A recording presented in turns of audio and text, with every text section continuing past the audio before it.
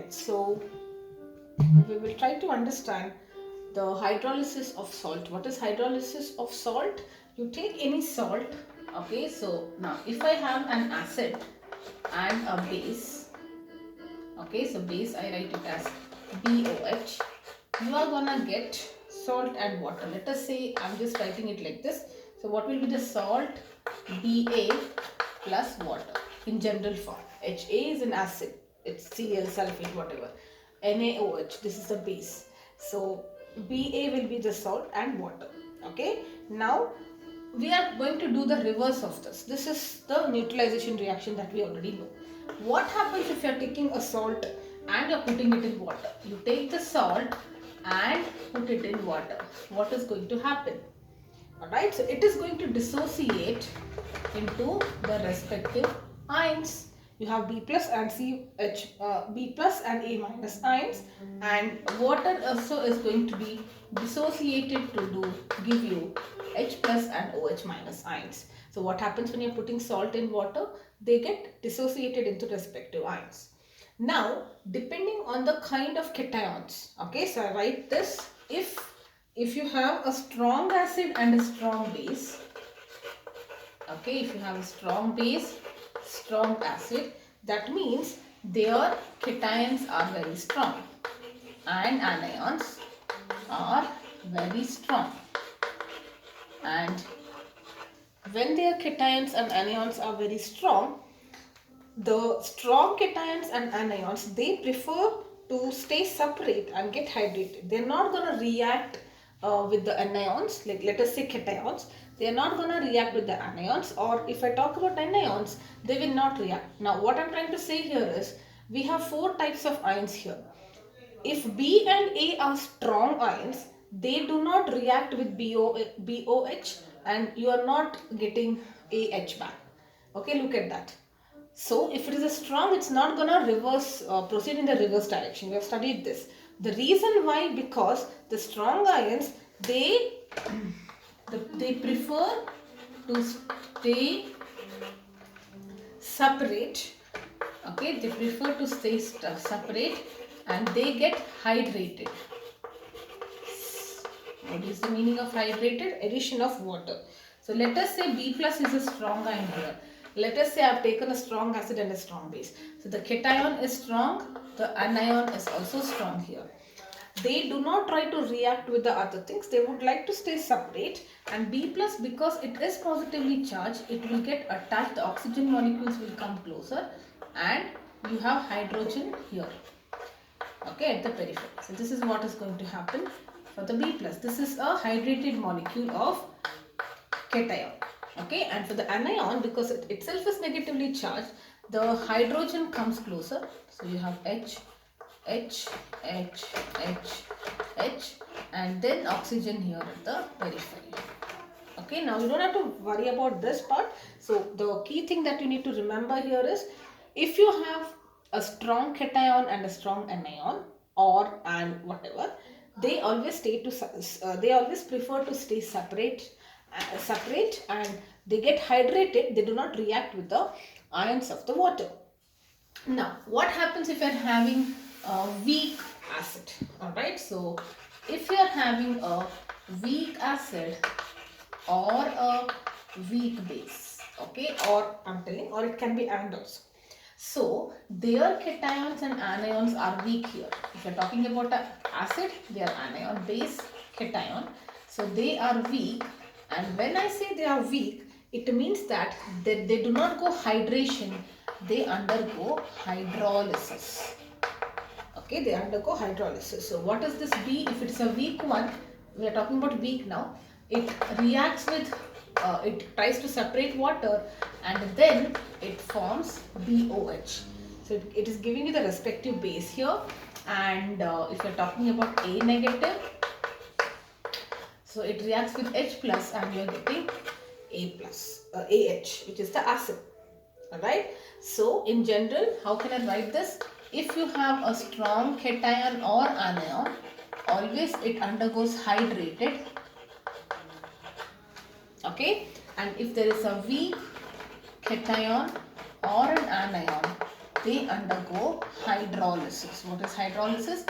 They react with the respective opposite components which are present in water. If it's an anion with H plus, cation with OH minus, and you are getting the parent base or the acid. Now since they remain hydrated, the strong cations, they do not contribute to pH. No contribution, or it does not affect the pH. But since this is getting hydrolyzed, right, so they are reacting with OH or H plus, the concentration is getting affected because they are reacting. So this affects pH. Okay, so now that is what we are going to understand. Alright, so if you have a salt and you put it in water, that is what we call as hydrolysis of salts. And depending on whether that salt was a neutral salt or from a weak acid, weak base, or whatever combinations, we will get to know whether pH is affected or not. Alright, so if I take a strong salt, I repeat, I'm going to write this. If I take a salt, when I say a strong salt, it means salt made up of a strong acid plus strong base, like sodium chloride. Okay, and if I put this in water, both cations, anions are strong. What is the process? They undergo hydration and no pH effect. The pH is not getting affected. That means it is neutral. Alright, but on the other hand, let us look into the remaining three combinations. If either of them are weak, either the acid is weak or the base is weak or both, then the respective part gets, whichever is weak, undergo hydrolysis, and whenever they go hydrolysis, it affects the pH. We will understand how it affects the pH now. Okay, so first use case is when you are taking salt of a weak acid and strong base. Like for example, sodium acetate. So you know this is, the parent is acetic acid plus sodium hydroxide, strong base and a weak acid. Now what happens if the dissociation in solution state will be something like this. These are the ions you are getting. Now this is a strong ion. So what happens? It undergoes hydration and no contribution to the pH. Nothing. It just prefers to stay separated. Okay, it is surrounded by water molecules and nothing happens. But this is a weak anion, so it undergoes hydrolysis here. This undergoes hydrolysis. And what happens? Let us see. What is the meaning of hydrolysis? This acetate ion, because it's negatively charged, it reacts with this to give you back the acetate.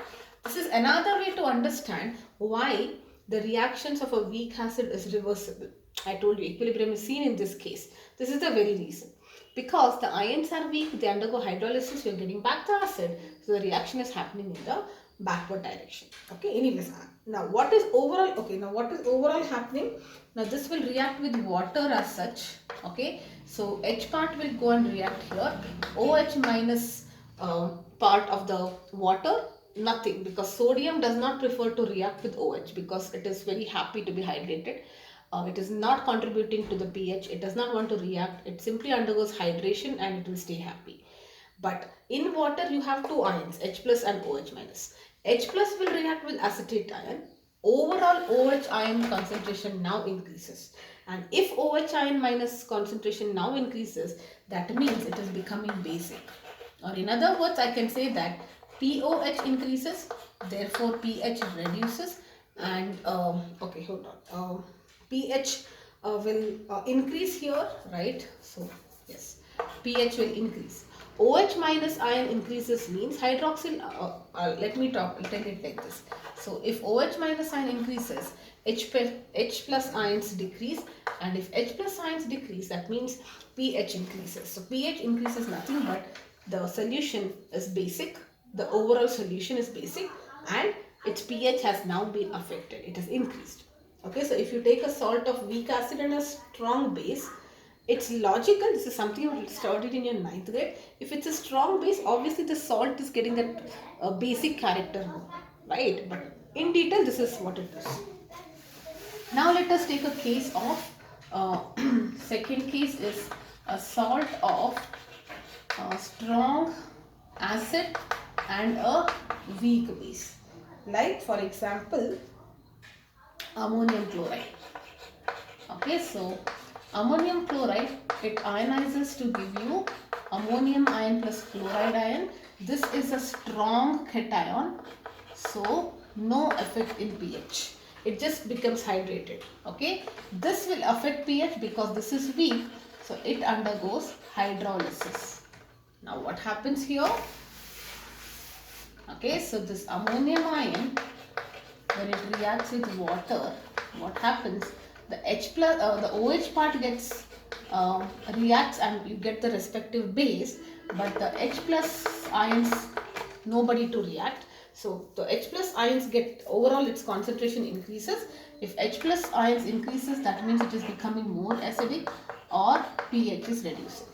Very simple. And you know that whatever is strong, that is a character which is seen. This is something you blindly studied, but now you understand the logic. Now the third category is, what if you have a salt which is weak acid and a weak base.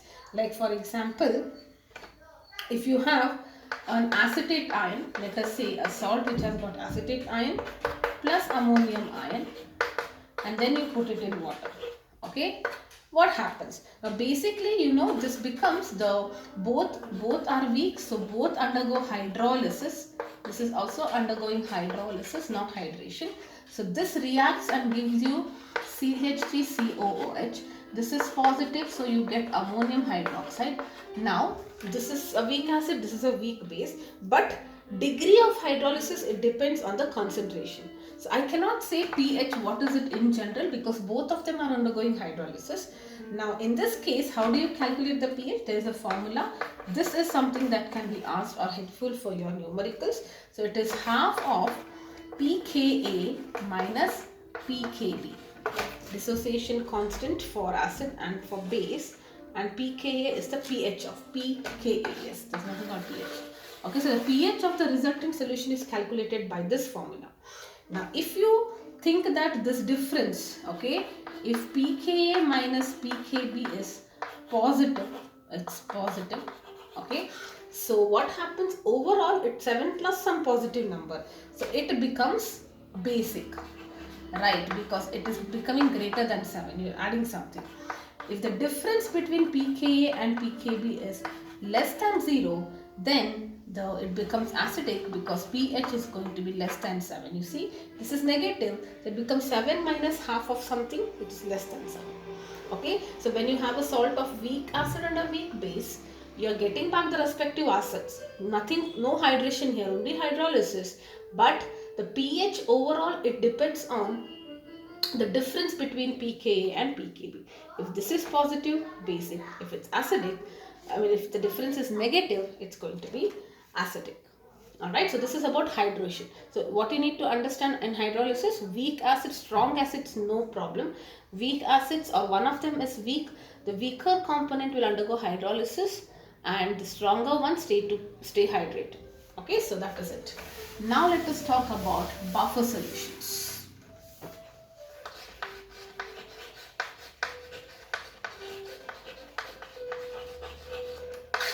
What are buffer solutions? A solution which resists the change in pH,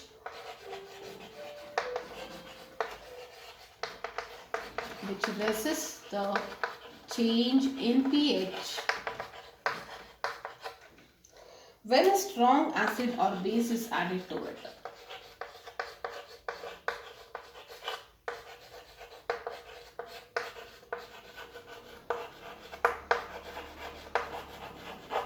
Okay, so basically you can remember it to be like a cushion.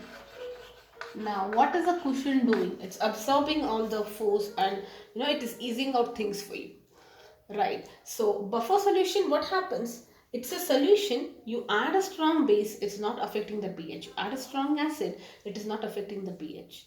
Generally, if you add a strong acid, the overall solution becomes more acidic. If you are adding a strong base, the solution becomes more basic. But this is a kind of solution which is resisting that change, and it is very much required. And we have a good example for this: human blood. Our blood has got a specific pH, it's slightly basic, 7 point something.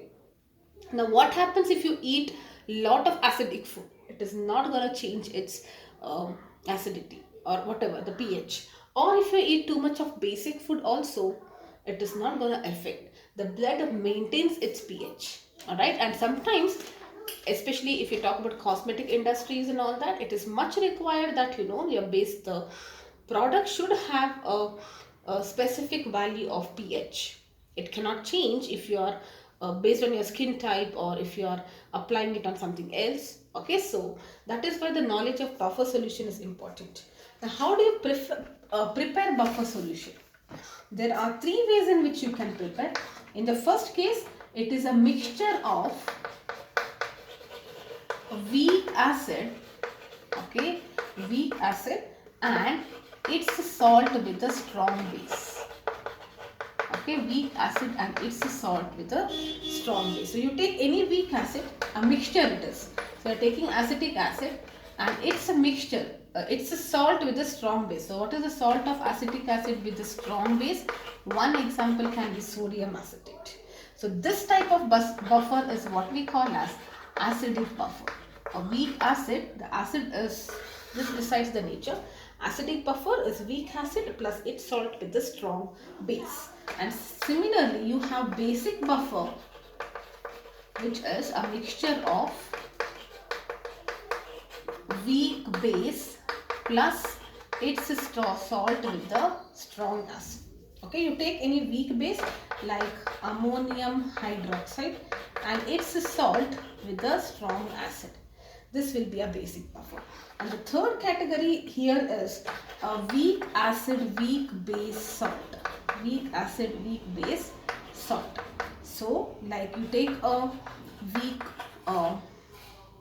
anion and you take a weak cation, ammonium acetate. This is ammonium acetate. Both the ions are weak. So this also can act like a buffer solution. So if you have this, for this mixture, you add anything, pH is not going to get affected, because that's the reason they are called as buffer solutions. Alright. So for an acidic buffer, the pH is always going to be less than 7. This is always going to be greater than 7 and it becomes constant there. And this of course depends on the kind of mixture you have. Alright. Example for acidic buffer, one more will be benzoic acid. I've written in the book benzoic acid and sodium benzoate. Instead of acetate, you write benzoic acid, sodium benzoate. And for basic buffer, you can write boric acid and borax. Okay, so that is also an example for basic basic buffer. Yes. Alright, now buffer capacity, you don't have to worry about it. It's there in my notes, but I think it's not required. So buffer solutions, you only need to remember what it is and a few examples there. Alright, yes. Okay.